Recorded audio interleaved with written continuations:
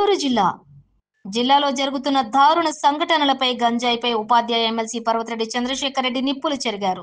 నెల్లూరు అంటే నేరాలయంగా మారింది. జైలు నుండే రౌడీలు తమ హవా కొనసాగిస్తున్నారు. ఇంటెలిజెన్స్ పోలీస్ విభాగం ఫెయిల్ అయింది.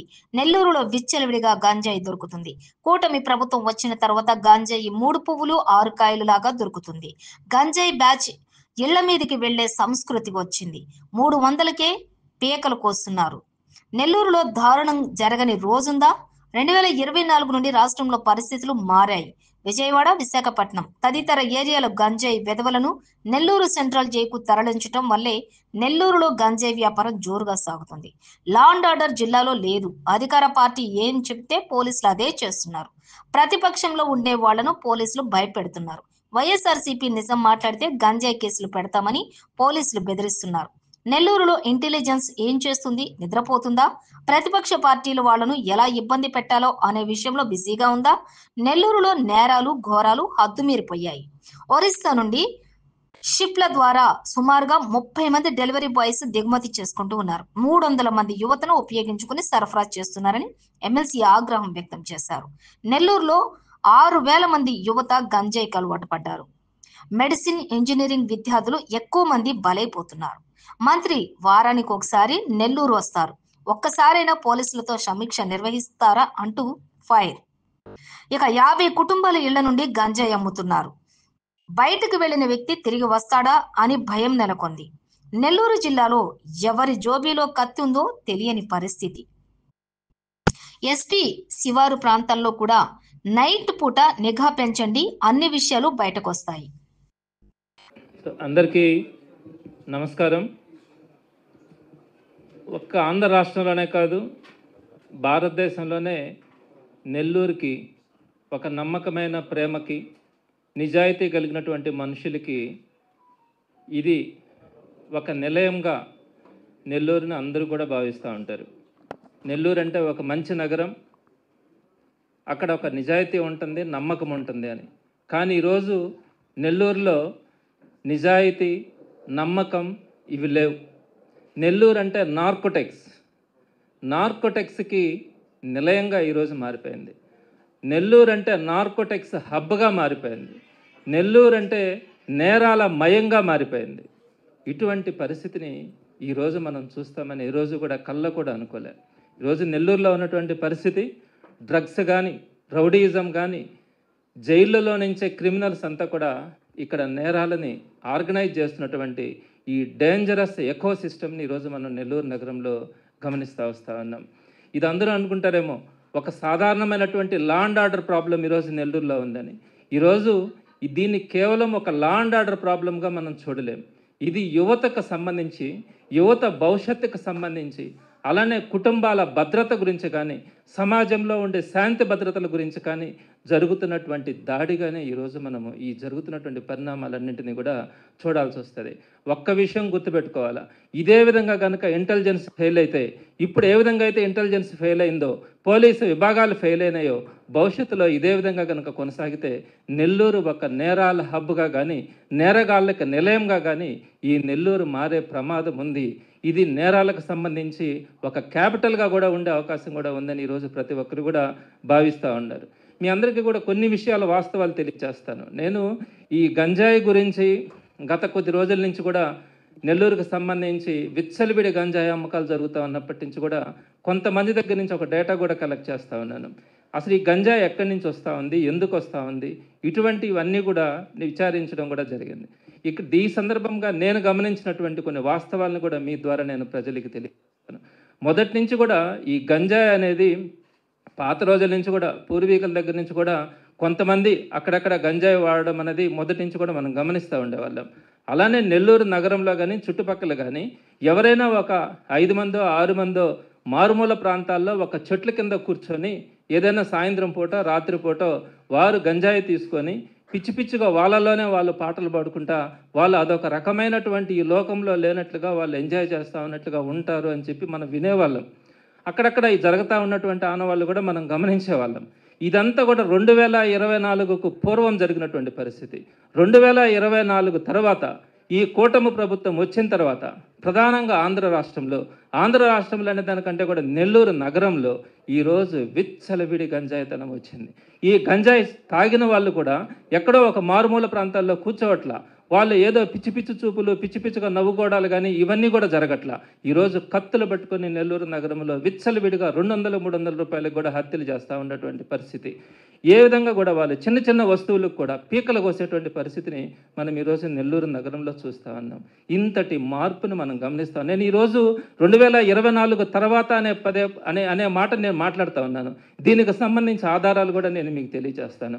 ఎందుకు ఈ మాట అనాల్సి వస్తూ ఉంది? 2024 ముందు లేనటువంటి కల్చర్ 2024 తర్వాత కూటమి ప్రభుత్వం ఏర్పడిన తర్వాత ఈ విచ్చలవిడితనం ఎందుకు వచ్చింది? ఈ గంజాయి తాగడం వల్ల విపరీతమైనటువంటి హత్యలు కానీ, నేరాలు కానీ, ఈ విధంగా దోపిడీలు కానీ, ఇళ్ల మీదకి వెళ్ళేటువంటి సంస్కృతి ఈ 2024 తర్వాత ఎందుకు వచ్చిందో కూడా నేను మీకు తెలియజేస్తాను. ఇక్కడ నెల్లూరులో ఈరోజు ప్రధానంగా కనుక మీరు గమనిస్తే 24/7 వైన్ షాపులు ఉన్నాయి.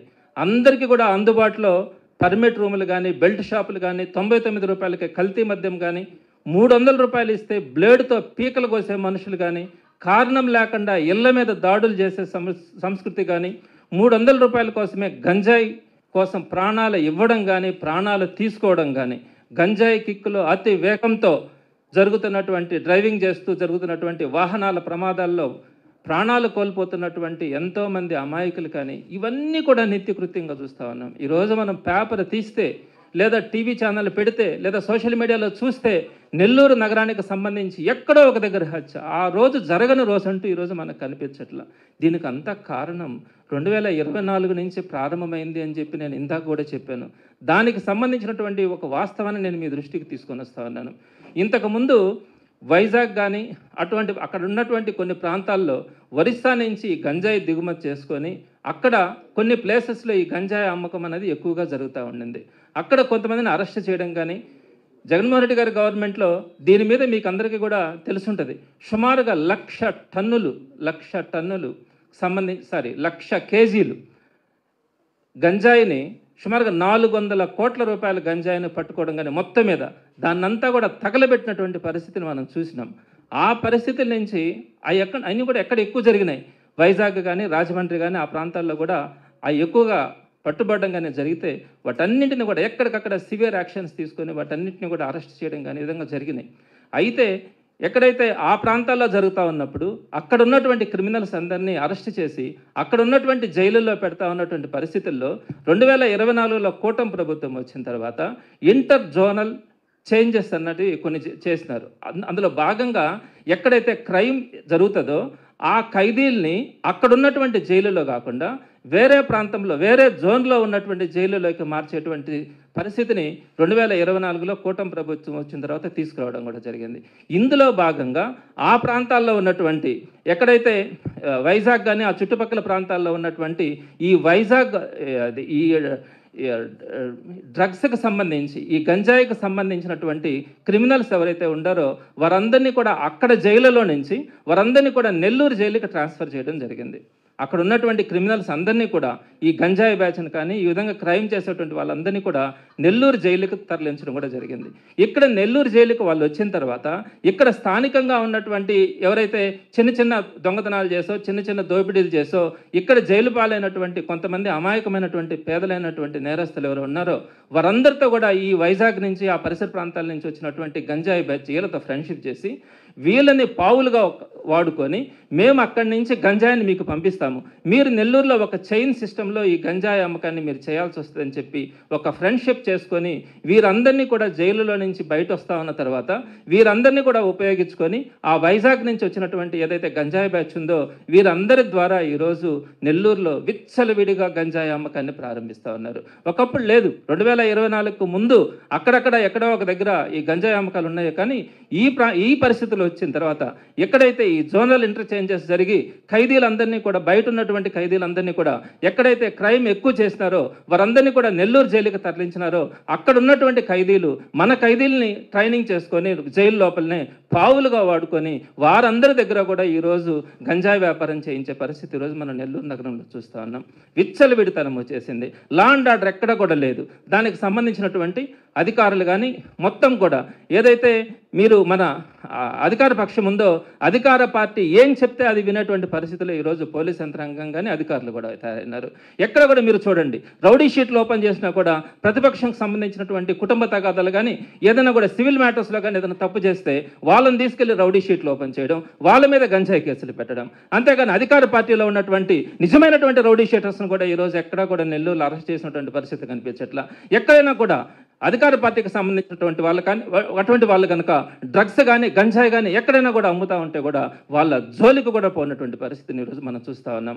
కేవలం ఏంటంటే ఒక ఎన్రోల్మెంట్ కోసం గంజాయికి సంబంధించినటువంటి కేసులు పెట్టమని పైనుంచి ఒత్తిడి వస్తూ ఉంది. కాబట్టి ఇక్కడ ఎవరైతే ప్రతిపక్షంలో యాక్టివ్గా ఉన్నారో, ప్రతిపక్షంలో ఎవరైతే యాక్టివ్గా నోరు తెరిచి మాట్లాడుతూ ఉన్నారో వాళ్ళందరినీ తీసుకొని వచ్చి మీ మీద మేము గంజాయి కేసు పెడతాం, మీ మీద మేము రౌడీ షీట్లు ఓపెన్ చేస్తామని చెప్పి ఈరోజు పోలీసులు మాట్లాడుతూ ఉన్నారు. ఇది నిజమైన సంస్కృతి? లెక్కలేనితనం వచ్చేసింది. ఎక్కడైనా కూడా గంజాయి కేసులు ఎందుకు పెడతా ఉన్నారు? కేవలం ప్రతిపక్షం మీద మాత్రమే. ఎక్కడైనా కూడా రౌడీ షీట్లు ఎక్కడ ఓపెన్ చేస్తూ ఉన్నారు? కేవలం ప్రతిపక్షం మీద మాత్రమే. అధికార పార్టీలో ఉంటే మాత్రం వాళ్ళ రౌడీజం చేసుకోవచ్చు, రౌడీ షీట్లుగా ఉండొచ్చు, గంజాయి అమ్ముకోవచ్చు, ఎన్ని నేరాలైనా చేయొచ్చే కానీ ఎక్కడా కూడా వాళ్ళ మీద కన్నెత్తి చూసే పరిస్థితి కూడా కనిపించట్లా, నోరు తెరిచి మాట్లాడే పరిస్థితి కూడా ఈరోజు పోలీసుల్లో కానీ అధికారులు కనిపించట్లా. ఎక్కడైనా మీరు చూడండి, ప్రతి ఒక్కటి కూడా ప్రతిపక్షం మీదనే కక్ష తీర్చుకోవడానికి ఉపయోగపడతా ఉన్నారు. ఎందుకు జరుగుతూ ఉంది పరిస్థితి? ఇంటెలిజెన్స్ ఎందుకు ఫెయిల్ అయింది? ఇక్కడ స్పెషల్ బ్రాంచ్ పోలీసులు ఉన్నారు కదా, వాళ్ళు ఇవ్వట్లేదా మీకు? ఎక్కడ కూడా ఈ విధంగా క్రైమ్ జరుగుతూ ఉంది, ఈ విధంగా హత్యలు జరుగుతూ ఉన్నాయి, ఈ విధంగా గంజాయి అక్కడి నుంచి ఇక్కడికి ట్రాన్స్పోర్ట్ అయ్యి వస్తూ ఉంది, వీళ్ళ మీద యాక్షన్స్ తీసుకోమని చెప్పి ఎక్కడ కూడా స్పెషల్ బ్రాంచ్ వాళ్ళు కానీ ఇంటెలిజెన్స్ వాళ్ళు కానీ మీకు ఎందుకు చెప్పట్లా? వాళ్ళకు ఉన్నటువంటిది ఏకైక లక్ష్యం ఒకటే, ప్రతిపక్షంలో ఎవరెవరితో మాట్లాడుతూ ఉన్నారు, ఎవరు రేపు యాక్టివిటీ చేయబోతా ఉన్నారు, అధికార పార్టీ గురించి ఎవరైనా కూడా వాళ్ళు మాట్లాడే పరిస్థితి ఉందా, వాళ్ళ మీద ఎలాంటి కేసులు పెట్టాలా, దానికి సంబంధించినటువంటి రికార్డ్స్ ఇవ్వడానికి మాత్రమే ఈరోజు ఇంటెలిజెన్స్ని మీరు ఉపయోగించుకునే పరిస్థితి ఏర్పడతా ఉంది, స్పెషల్ బ్రాంచ్ని ఉపయోగించుకునే పరిస్థితి ఏర్పడతా ఉంది. కాబట్టి ఎక్కడైనా కూడా నేరాలు చేస్తూ ఉన్నటువంటి వాళ్ళ గురించి కానీ అధికార పార్టీ అండదండలతో కొనసాగేటువంటి వ్యక్తుల గురించి కానీ ఈరోజు ఎక్కడా కూడా వారి మీద చూసే పరిస్థితి కూడా కనిపించట్లా. ఎక్కడైనా ఒక హత్య జరిగితే వాళ్ళని తీసుకెళ్ళి ఒక 14 రోజులు రిమాండ్, కాకపోతే ఇంకొక 28 రోజులు రిమాండ్, ఈ లోపల వాళ్ళు బెయిల్ తీసుకొని రావడం, అంతకు ముందున్న దానికంటే విచ్చలవిడితనంతో వాళ్ళు ఈరోజు ప్రవర్తిస్తూ ఉన్నటువంటి తీరు మనం చూస్తూ ఉన్నాం. ఇది నెల్లూరు పరిస్థితి. ఈరోజు నెల్లూరులో ఎక్కడా కూడా గతంలో ఉన్నట్టుగా ఎక్కడ కూడా మనకి ఒక మంచితనం కానీ ఒక శాంతి స్వభావం కానీ ఈరోజు నెల్లూరులో చూస్తామన్నా కూడా కనిపించినటువంటి పరిస్థితి కనపడతా ఉంది. ఎన్ని నేరాలు చూస్తూ ఉన్నాం, ఎన్ని ఘోరాలు చూస్తూ ఉన్నాం, హత్యలు, యాక్సిడెంట్లు, ప్రతిరోజు ఎక్కడ పడితే అక్కడ కన్ను మిన్ను తెలియకుండా ఈరోజు యువత ప్రదర్శిస్తూ ఉన్నటువంటి తీరును మనం చూస్తూ ఉన్నాం. దీనికి సంబంధించినటువంటిది గంజాయికి సంబంధించినటువంటి ఇంకొన్ని వాస్తవాలు కూడా మీకు తెలియజేస్తా.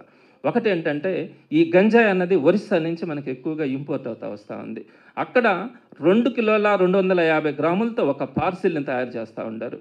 ఈ 2 కిలోల 250 గ్రాములకు సంబంధించినటువంటి గంజాయి 30,000 రూపాయలకి, సుమారుగా 28,000 రూపాయల నుంచి 30,000 రూపాయలకి వాళ్ళు ఒక్కొక్క పార్సిల్ని అమ్ముతూ ఉంటారు.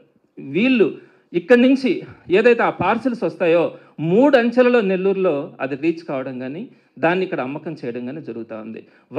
ఫస్ట్ది ఏంటంటే, ఒరిస్సా నుంచి అక్కడ షిప్ ద్వారా ఇక్కడికి ఆంధ్రప్రదేశ్కి ఇంపోర్ట్ చేసుకుంటున్నటువంటి వ్యక్తులు కొంతమంది ఉన్నారు. అక్కడి నుంచి నెల్లూరుకి సప్లయర్స్ కొంతమంది ఉన్నారు. ఇక్కడ సుమారుగా నాకు తెలిసినటువంటి ఇన్ఫర్మేషన్ ప్రకారం నెల్లూరు నగరంలో 30 మంది సప్లయర్స్ అక్కడ ఏదైతే ఇంపోర్ట్ చేసుకుంటా ఉన్నారో మొదటి అంచెలో, రెండవ అంచెలో వాటిల్ని 30 మంది సప్లయర్స్ నెల్లూరు నగరంలో వాటిల్ని రిసీవ్ చేసుకోవడం జరుగుతూ ఉంది. ఈ 30 మంది సప్లయర్స్ నుంచి డెలివరీ సిస్టమ్కి డెలివరీ బాయ్స్గా సుమారుగా నెల్లూరు నగరంలో 300 మందిని ఉపయోగించుకుంటూ ఉన్నారు. వీళ్ళంతా కూడా యువత, వారందరూ కూడా చదువుకున్న వాళ్ళు, బీటెక్ చదువుకున్న వాళ్ళు, మంచి మంచి చదువులు చదువుకున్న వాళ్ళు, సుమారుగా 300 మందిని ఉపయోగించుకొని ఏదైతే ఈ 30 మంది అక్కడి నుంచి ఇక్కడికి తీసుకొని వస్తూ ఉన్నారో వీళ్ళ నుంచి ఈ 30 మంది నుంచి సుమారుగా 300 మంది డెలివరీ బాయ్స్ తయారైనారు. ఈ 300 మంది డెలివరీ బాయ్స్ చేసే పని ఏంటంటే, ఏదైతే మన 30,000 రూపాయల నుంచి 2 కిలోల 250 గ్రాముల పార్సల్స్ తీసుకుంటా ఉన్నారో దానిని 5 గ్రాముల ప్యాకెట్లుగా తయారు చేసి ఒక్కొక్క ప్యాకెట్ని 300 రూపాయల నుంచి వాడు కనుక బాగా చదువుకున్నాడు, డబ్బులున్నాడు కనుక 500 రూపాయల దాకా దాన్ని అమ్మమని చెప్పి డెలివరీ బాయ్స్కి ఇచ్చే పరిస్థితి ఏర్పడతా ఉంది. వీళ్ళకి ఏంటంటే ఒక్కొక్క ప్యాకెట్ మీద 50 రూపాయలు వాళ్ళకి కమిషన్ ఇస్తూ ఉంటారు. రోజుకి ఒక్కొక్కరు 20 ప్యాకెట్ల లెక్కన అమ్మగలగాల. అంటే ఈ 300 మంది రోజుకి 20 ప్యాకెట్ల లెక్కన వాళ్ళకి అమ్మగలిగితే ఒక్కొక్కరికి 1000 రూపాయలు వాళ్ళకి వాళ్ళకి ఆదాయం కలిగించే అవకాశం ఉంది. వాళ్ళు కనుక 300 రూపాయలు మించి కూడా అమ్ముకోవచ్చు. అంటే ఎవరైనా కనుక బాగా చదువుకున్నాడు, కొంచెం డబ్బులు ఉండేవాడికి కనుకైతే 500 రూపాయల దాకా కూడా వీళ్ళు అమ్ముకొని ఆ ఎక్స్ట్రా మార్జిన్ కనుక వస్తే ఆ డెలివరీ బాయ్స్ తీసుకునే పరిస్థితి ఈరోజు మనం చూస్తూ ఉన్నాం. దీనికి సంబంధించి సుమారుగా ఈరోజు నెల్లూరు నగరంలో 6,000 మంది దీనికి బానిసలు అయిపోయినారు. ఒకప్పుడు 2024 ముందు ఎక్కడో ఒక 10 మందో 20 మందో 30 మందో ఎక్కడైనా అక్కడక్కడ కనిపించే వాళ్ళేమో. ఈ రోజు పరిస్థితి ఏంటంటే సుమారుగా నెల్లూరు నగరంలో 6,000 మంది యువత బలైపోయినారు. దీనికి సంబంధించినటువంటి ఈ రోజుకి కూడా వీరికి సంబంధించినటువంటి టార్గెట్స్లో భాగంగా ఎక్కడైతే మెడికల్ స్టూడెంట్స్ ఉన్నారో, ఎక్కడైతే ఇంజనీరింగ్ స్టూడెంట్స్ ఉన్నారో, అదేవిధంగా గ్రాడ్యుయేట్స్ కానీ ఎక్కడైతే స్టూడెంట్స్ ఉన్నారో ఒక్కొక్క స్టూడెంట్ని వాళ్ళు ఎరగా తీసుకొని వాడికి ఉచితంగా ఒక ప్యాకెట్ ఇచ్చి నువ్వు కనీసం ఒక 5 మంది రెఫరెన్స్ కనుక తీసుకొని వస్తే నేను ఈ ప్యాకెట్ ఫ్రీగా ఇస్తానని చెప్పి వాడి ఫ్రెండ్స్ని తీసుకొని ఒక 5-6 మందినైనా కూడా రెఫరెన్సెస్ వాళ్ళకి ఇచ్చే పరిస్థితిలో ఈ విధంగా ఒక చైన్ సిస్టమ్ ద్వారా ఈరోజు స్టూడెంట్స్లో దీన్ని విపరీతంగా తీసుకెళ్ళి గంజాయి వాడకాన్ని ఈరోజు నెల్లూరులో ప్రమాదకరమైనటువంటి పరిస్థితిని మనం చూస్తూ ఉన్నాం. ఒకప్పుడు ఎక్కడో ఒక రైల్వే స్టేషన్ దగ్గరనో రైలు కట్టల కిందనో భిక్షగాల్లో లేకపోతే ఏది వాళ్ళకి సంబంధించినటువంటి అనారోగ్య పరిస్థితుల్లో ఎవరో డ్రగ్స్ తీసుకునే పరిస్థితి, గంజాయి తీసుకునే పరిస్థితి మనం చూస్తూ ఉండే రోజుల నుంచి ఈ రోజు కనుక చూస్తే చదువుకుంటున్నటువంటి యువత కూడా దీనికి బలైపోతా ఉన్నారు. దీనికి కారణం ఏంటి? నేను నారాయణ గారిని ఒకటే అడుగుతా ఉన్నా, మీరు ఈరోజు కూడా ఈ విధంగా నెల్లూరు నగరం తయారైపోతూ ఉంటే, విచ్చలవిడితనం తయారైపోతూ ఉంటే, క్రైమ్ రేట్ ఈ విధంగా తయారవుతూ ఉంటే మీరు మినిస్టర్గా మీరు ఎక్కడో ఉంటారు, దాన్ని అర్థం చేసుకుంటాం. వారానికి 1 రోజు 2 రోజులు నెల్లూరుకు వస్తారు, దాన్ని కూడా అర్థం చేసుకుంటాం. ఆ వచ్చిన రోజు కూడా ఈరోజు మీరు పెన్షన్లు పంచుకుంటా ఇంకా కూడా 20 నెలల నుంచి మీరు 1వ తేదీ పోయి పెన్షన్లు నేను పంచుకుంటానని చెప్పే పరిస్థితిలో మీరు కొనసాగుతూ ఉంటారు. ఏం పెన్షన్లు మీరు పంచకపోతే పంచే వాళ్ళు చాలా మంది ఉన్నారు. డోర్ డెలివరీ కింద దాన్ని ఇచ్చే పరిస్థితి ఉంది. ఈ రోజుకి ఎక్కడైనా కూడా పోలీసులతో సమీక్ష ఏర్పాటు చేయడం కానీ ఎక్కడైనా కూడా ఈ విధంగా జరుగుతున్నటువంటి గంజాయి వాడకం గురించి కానీ అసలు ఎందుకు జరుగుతూ ఉంది? నేను 24 గంటల ముందు నుంచి టోటల్గా ఈ గంజాయి ఏ విధంగా నెల్లూరుకు వస్తూ ఉంది, ఎవరెవరు కొంటా ఉన్నారు, ఎవరు అమ్ముతా ఉన్నారు, ఎటువంటి పరిస్థితులు దారితీస్తూ ఉన్నారు, ఎక్కడ వీళ్ళు తాగుతూ ఉన్నారో కూడా మొత్తం నేను విషయాలు తెలుసుకోగలిగినాను 24 అవర్స్లో నాకున్నటువంటి పరిస్థితుల్లో. మీకున్నటువంటి పరిస్థితుల్లో నెల్లూరులో టోటల్గా ఈ 300 మందిని క్యాచ్ చేయడం పెద్ద కష్టం కాదు. ఎందుకంటే టోటల్గా వీళ్ళందరికీ కూడా ఒకే డెలివరీ బాయ్ సప్లై చేయట్లా. ఈ రోజు కనుక లేకపోతే ఇంకొక డెలివరీ బాయ్ని ఈ రోజు వాళ్ళు అరేంజ్ చేస్తూ ఉంటారు. ఆ సప్లయర్ ఎవరైతే ఉన్నారో వాళ్ళు, ఆ సప్లయర్ కొత్త డెలివరీ బాయ్ని పెడితే కూడా ఇమీడియట్గా 15 నిమిషాల్లో ఎవరు ఈ రోజు డెలివరీ బాయ్ ఉన్నాడో వాడి ఫోన్ నెంబర్ ఎంత అన్నది మొత్తం అందరికీ కూడా తెలిసిపోతా ఉంది.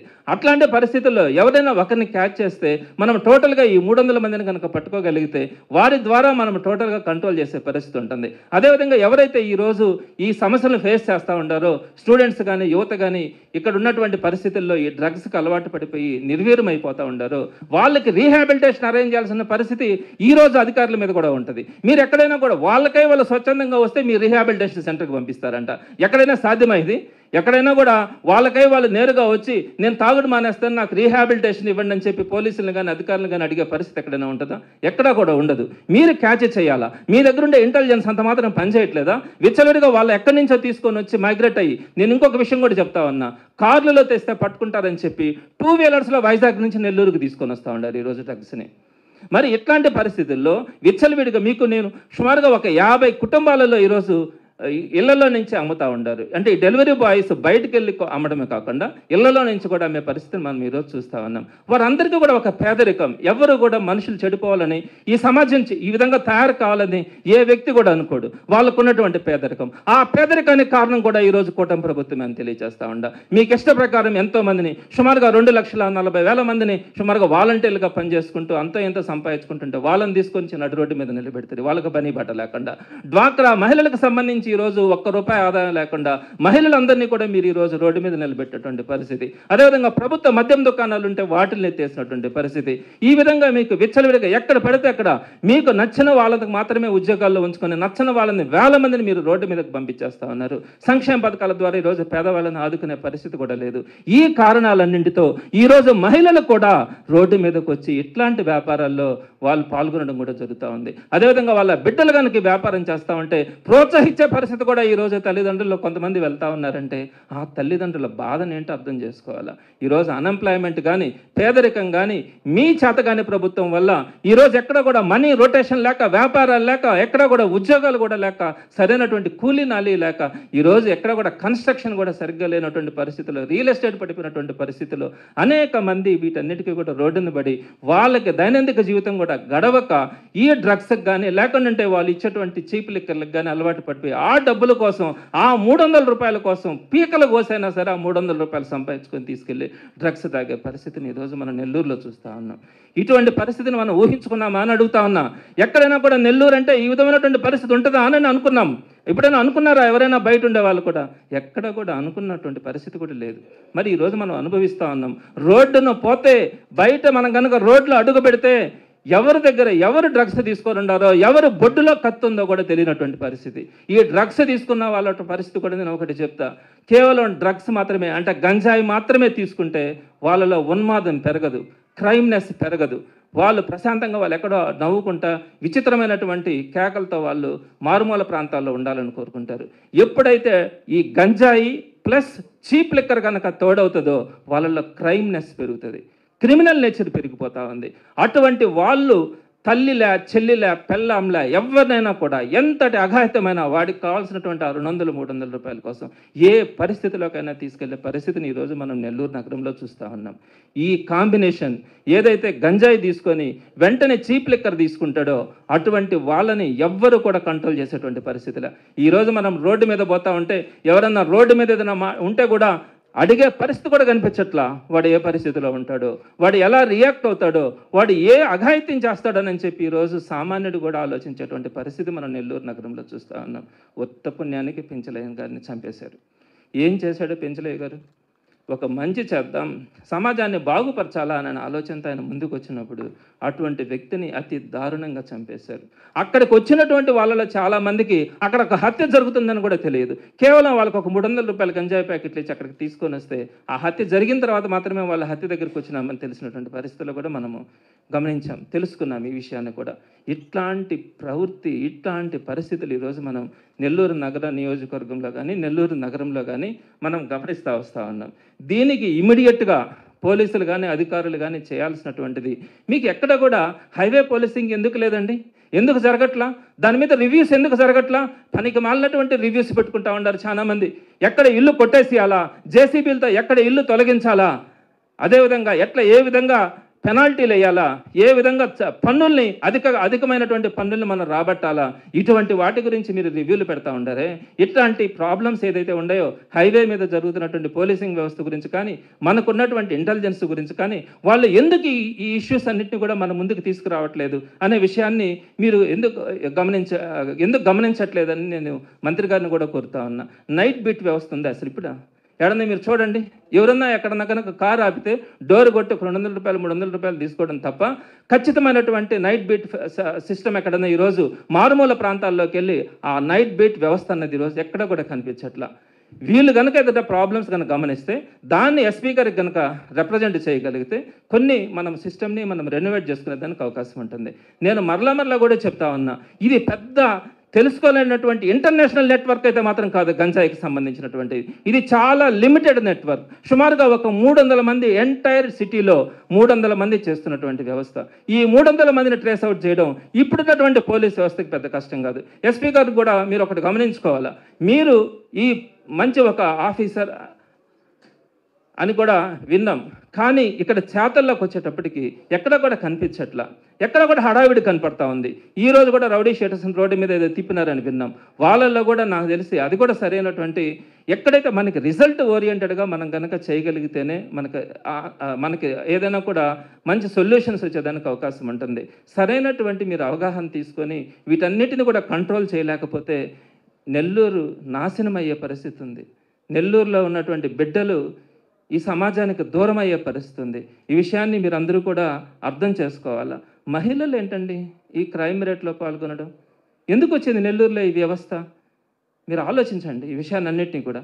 సో ఇమీడియట్గా పోలీసులు చేయాల్సింది శివారు ప్రాంతాలు ఏవైతే ఉన్నాయో పెన్నాకు సంబంధించి ఇటుపక్క కానీ అటుపక్క కానీ 2 పక్కల కానీ, అదేవిధంగా ఇటుపక్క కూడా గ్రీన్ సిటీ ఏరియాలో కానీ, అటుపక్క రూరల్ ఏరియా శివారు ప్రాంతాల్లో కానీ వీటి మీద ఇమీడియట్గా మీరు నిఘా కనుక ఏర్పాటు చేస్తే నైట్ టైం అక్కడికి పోయి మాత్రమే వీళ్ళంతా కూడా తీసుకుంటూ ఉంటారు కాబట్టి కొంత కంట్రోల్ చేసేదానికి అవకాశం ఉంటుంది.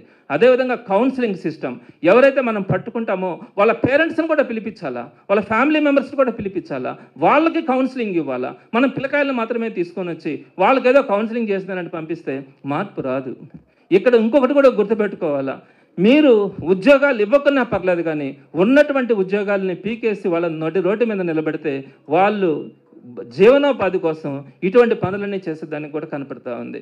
తప్పకుండా మీరు ఇటువంటి పనులన్నీ కూడా అధికార పార్టీ వాళ్ళు గమనించుకోవాలా. ఇట్లా నిరుద్యోగులను తయారు చేయడం కానీ కడుపు కొట్టడం కానీ ఇవన్నీ కూడా చేయకూడదని చెప్పి తెలియజేస్తూ ఉన్నాం. అదేవిధంగా పెంచలయ్య గారి మృతికి అంతా కూడా వైఎస్ఆర్సీపీ తరఫున సంతాపం తెలియజేస్తూ ఉన్నాం.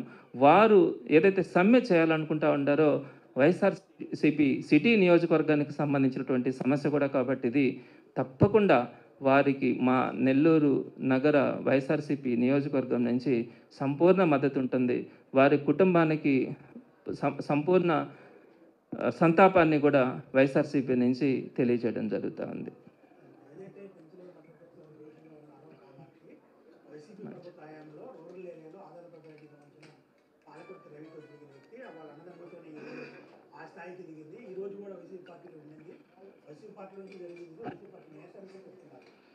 ఇక్కడ మీరు చెప్పిన దాంట్లో వాళ్ళు వైఎస్ఆర్సీపీలో ఉన్నారు అనే మాటని మీరు చెప్తున్నారు. నేనేమంటానంటే వైఎస్ఆర్సీపీలో ఉన్నప్పుడు ఈ చేయలేదే వాళ్ళ. ఈరోజు నాతో ఉండొచ్చు, రేపు ఇంకొకరితో ఉండొచ్చు, ఎల్లుండి ఇంకొకరితో ఉండొచ్చు. నేను ఎవరితో ఉన్నారని నేను మాట్లాడట్లా. నాతో ఉన్నప్పుడు తప్పు చేస్తే తప్పకుండా నేను దాన్ని ఖండించాలా, దాని మీద యాక్షన్ తీసుకోవాలా, జరగనీయకుండా చూడాలా. ఇది నా బాధ్యత. నా దగ్గర ఉండేటప్పుడు తప్పు చేయాలా, వెళ్ళిపోయినారు, తప్పు చేసినారు, దాన్ని వైఎస్ఆర్సీపీ కంటకట్టడం అనేది మాత్రం పొరపాటు. ఈరోజు ప్రజలు ఎవరు కూడా దాన్ని నమ్మే పరిస్థితి లేదు. ఖచ్చితంగా ప్రతిపక్ష పార్టీ వాళ్ళ అండదండలతో ఇటువంటి పనులు చేయాలని ఏ పనికిమాలినోడు కూడా అనుకోడు. వాళ్ళ గురించి నేను అన్నట్లా ఎవ్వరు అనుకోరు. ఖచ్చితంగా అధికార పార్టీ అండుంటేనే అటువంటి చేయగలరు.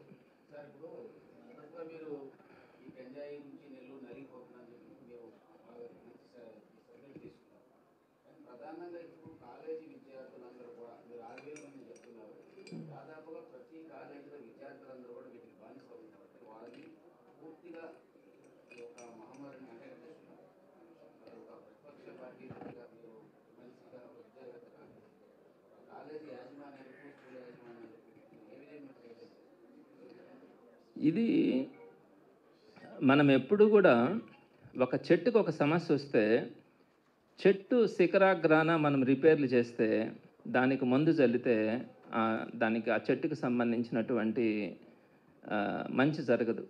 కింద నుంచి ఎక్కడి నుంచి అయితే ప్రాబ్లం ఉంటుందో ఆ నుంచి మనం ప్రాబ్లం రెక్టిఫై చేసుకోవాలి. ఇక్కడ ఎవరైతే కన్స్యూమర్ ఉన్నాడో ఇక్కడ 2 రకాల కన్స్యూమర్స్ అండి. ఒకటి బానిసలు అయిపోయి ఉండారు, సుమారుగా 5,000 నుంచి 6,000 మంది బానిసలు అయిపోయి ఉండారు. ఇది ఒక పార్ట్. రెండోది టెంపరీగా అప్పుడప్పుడు ఇంట్లో తడప తెలవకుండా కొంత గొప్ప తాగడం, అటువంటి వాటిల్లో ఈ స్టూడెంట్స్ వాళ్ళు కూడా ఉండరు. వీళ్ళని కనుక వదిలేస్తే ఇంకో సంవత్సరానికో 2 సంవత్సరాలకో వీళ్ళు కూడా రెగ్యులర్గా అడిక్ట్ అయిపోయేదానికి అవకాశం ఉంటుంది. కాబట్టి ఇప్పుడు ఇమీడియట్గా ఉన్నటువంటి ప్రాబ్లం ఏంటంటే ఎవరైతే ఈ కన్స్యూమర్స్ ఉన్నారో వీళ్ళ మీద కాకుండా అసలు 3 అంచెల్లో ఇది ఏదైతే జరుగుతూ ఉందో, అంటే బయట నుంచి ఇంపోర్ట్ చేసుకునే వాళ్ళని మనం ఏం చేయలేకపోవచ్చు. అక్కడి నుంచి నెల్లూరుకు తీసుకుంటున్నటువంటి సప్లయర్స్ ఏదైతే 300 మంది దాకా కూడా ఇక్కడ డిస్ట్రిబ్యూటర్స్ ఉన్నారో వీళ్ళ మీద మనం యాక్షన్ తీసుకొని కనుక చేయగలిగితేనే ఎవరైతే కన్స్యూమర్ని మనం సేవ్ చేసిన వాళ్ళం అవుతాం. కన్స్యూమర్కి మీరు ఇప్పుడు ఎంత కౌన్సిలింగ్ చేసినా కూడా వాళ్ళు వినే పరిస్థితి అయితే ఉండదు. ఎక్కడైతే మనం ఈ రూట్ని మనం రిపేర్ చేయగలిగితేనే సొల్యూషన్ దొరుకుతుంది. కాబట్టి తప్పకుండా కూడా ఎవరైతే సప్లయర్ కానీ డిస్ట్రిబ్యూటర్ కానీ ఉండారో వాళ్ళ మీద కఠినమైనటువంటి చర్యలు తీసుకుంటే తప్ప ఇది ఇంకోటి కూడా నేను విన్నాను. ఒక 4గురిని పట్టుకున్నారు అనుకోండి పోలీసులు. ఈ 4గురు ఏం చేస్తున్నారంటే వీళ్ళ 3గురిని వదిలేయండి సార్, నేను ఒక్కనే బరాయిస్తాను, నేను ఒక్కనే లోపలికి వేసి వస్తాను, 14 రోజులు 15 రోజులు లేదా ఒక 1 నెల రోజులు పోయేసి వస్తాను అని చెప్పి వీళ్ళు ఏదన్నా కొంత వాళ్ళకి ఫార్మాలిటీస్ ఇచ్చుకొని ఒక 10 మంది పట్టుబడితే కూడా ఒకరి మీద వేసుకొని లోపలికి పోవడం, ఆ ఒకరు కొద్ది రోజులు లోపల ఉండేసి బయట వచ్చి మళ్ళీ వాళ్ళ యాక్టివిటీని వాళ్ళు చేయడం, ఇది జరుగుతూ ఉండేది. రెండోది అక్రమమైనటువంటి కేసులు ప్రతిపక్షంలో ఉండేటువంటి వాళ్ళ మీద మీరు చాలామందిని గమనించి అడగండి, వాళ్ళ కుటుంబ తగాదాలు ఏదైనా ఉన్నా కూడా ప్రతిపక్ష పార్టీ కనుకైతే వాడి మీద గంజాయి కేసు పెట్టండి అని చెప్తున్నారంట. సో ఇది ఈ విధానం కరెక్ట్ కాదు. దీనికి రూట్ లెవెల్లో దీనికి సొల్యూషన్ తీసుకురాకపోతే మనకు సరైనటువంటి ప్రయోజనం అయితే ఉండదు.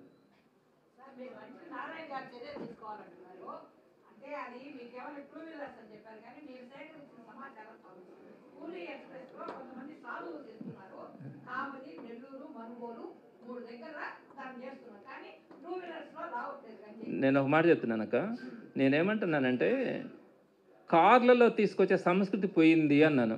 పబ్లిక్ ట్రాన్స్పోర్ట్ని 2 వీలర్స్ని ఎంచుకుంటా ఉండారు. పబ్లిక్ ట్రాన్స్పోర్ట్ అంటే ఆర్టీసీ బస్సులు కావచ్చు, లేదనుకుంటే ట్రైన్స్ కావచ్చు, ఇలాంటి పబ్లిక్ ట్రాన్స్పోర్టేషన్ ప్లస్ 2 వీలర్స్ ద్వారా ఈ ట్రాన్స్పోర్టేషన్ చేస్తూ ఉన్నారు ప్రస్తుతానికి. ఇది నేను చెప్పింది ఇందాక కూడా. ఇక్కడ రైల్వే పోలీస్ కాదు, నేను అనేది ఏంటంటే మన సిటీని మనం టైట్ చేసుకోగలగాల. ఈ సిటీలో ఎక్కడైతే ఈ సప్లయర్స్ ఉన్నారో, డెలివరీ బాయ్స్ ఉన్నారో వాళ్ళని కనుక మనం రెక్టిఫై చేసుకుంటేనే జరుగుతాయి తప్ప రైల్వే వాళ్ళు వీళ్ళందరి మీద మనం వేసుకోవడం అన్నది అది సరైనటువంటిది కాదు. గతంలో లేదు ఇటువంటిది. ఈ ఖైదీలని బయట ఉన్నటువంటి నేర ప్రవృత్తి కలిగినటువంటి వాళ్ళని నెల్లూరు జైలుకి తరలించడం కూడా ప్రధానమైనటువంటి తప్పనే నేను అనుకుంటాను. దీన్ని కూడా రెక్టిఫై చేయాల్సిన అవసరం ఉంటుంది.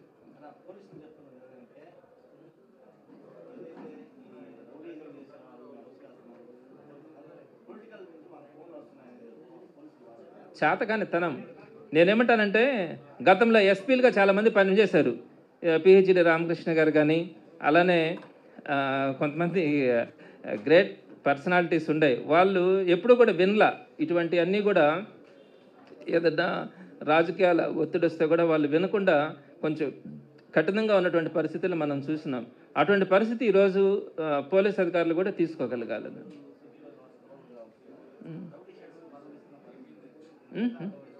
ఏదేది